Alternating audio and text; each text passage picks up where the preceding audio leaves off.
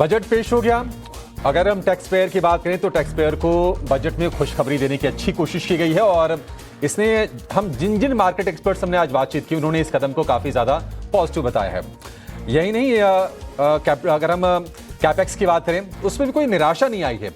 और सबसे अच्छी चीज़ अगर हम ग्लोबल निवेशकों की लिहाज से अगर बात करें तो हमने देखा कि जो फिस्कल डेफिसिट का जो टारगेट है फॉर 26 के लिए उसको किया गया है 4.4% का।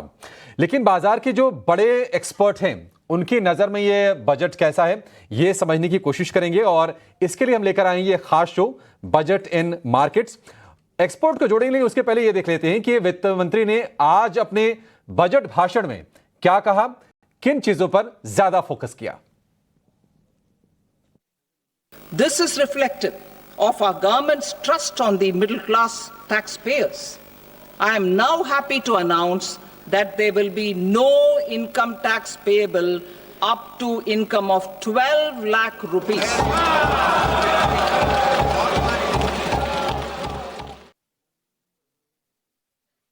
New tax regime, I propose to revise tax rate structures as follows: 0 to 4 lakh rupees nil, 4.8 lakh rupees to 4 to 8 lakh rupees 5%, 8 to 12 lakh rupees 10%, 12 to 16 lakh rupees 15%, 16 to 20 lakh rupees 20%, 20 to 24 lakh rupees 25%, and above 24 lakh rupees 30%. Continuing these efforts, I reaffirm the commitment of the Tax Department to trust first, scrutinize later. I also propose to introduce the new income tax bill next week. Financial sector reforms. The FDI limit for the insurance sector will be raised from 74 to 100%. This enhanced limit will be available for those companies which invest the entire premium in India.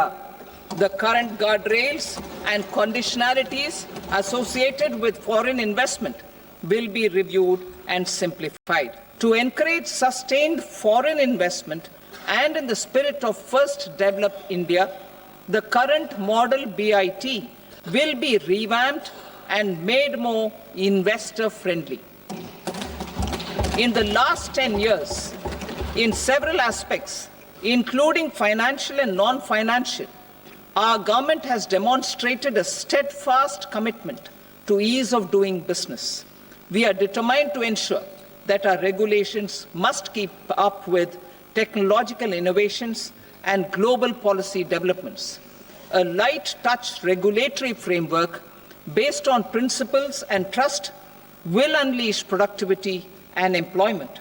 Through this framework, we will update regulations that were made under old laws.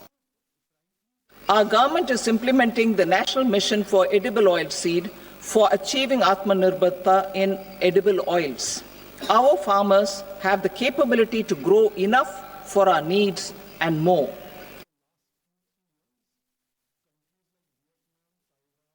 ये जो आप बात अभी सुन पा रहे हैं ये कुछ देर पहले निर्मला सीतारमण ने बात रखी है और ये सारी की सारी बातें इसमें इसलिए आपको सुनाई है क्योंकि ये क्रक्स ऑफ द स्टोरी है।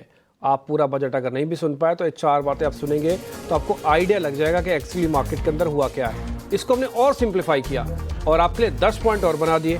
तो अगर आप इन 10 पॉइंट्स को भी पढ़ेंगे तो आपको पूरा बजट एक रिदम से समझ में आ जाएगा।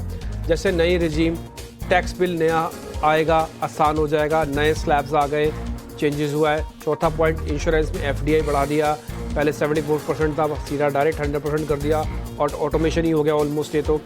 और राज्यों को कैपेक्स के लिए करीब 1.5 लाख करोड़ का कर्ज देंगे, वो भी डेट फ्री, और ये भी 50 साल के लिए। वैसे बाद में मैं बता दूँ ये 50 साल बहुत बड़ी रकम होती है। क्रेडिट कार्ड से अब तक करीब 5 लाख तक का आपको लोन मिल जाएगा। ये किसान क्रेडिट कार्ड की बात हो रही है, इसकी भी लिमिट बढ़ाई गई है। ये एक्चुअली 3 लाख से 5 लाख की गई है। अगर आपने पूरा लिखते हैं तो 3 से 5 था। दूसरा, शहरी आवंटन बढ़ाया गया, अर्बनाइजेशन को ठीक करने के लिए सब बातें रखी गई हैं। तो 10 बातें मोटा मोटी आपके सामने हमने रखी हैं। अच्छा, ये 10 बातें भी हो गई, आपने मैडम को सुन भी लिया, लेकिन अब क्या मार्केट, बाजार और मार्केट का कुछ कनेक्शन बनता है? तो ज़रा हमने 5 पॉइंट और आपके लिए फाइन ट्यून किए हैं। जो आप सोमवार को भी इस पे चर्चा करोगे, मंगलवार को भी इस पे चर्चा करोगे, वो जरा 5 बातें लेके आते हैं। पहली बात, स्क्रीन पर ग्राफिक्स लेके आइएगा, एक एक करके मैं आपको फटाफट से बताता जाता हूँ और हमने क्यों 5 पॉइंट चुने हैं आपके लिए, वो आपके स्क्रीन पर आते आएंगे। पहला बात, बजट में खपत को बढ़ाने पर फोकस दिखा, क्या सही मानों में शेयर्स पे दिखेगा? क्या सही मानों पे शेयर्स पे दिखेगा?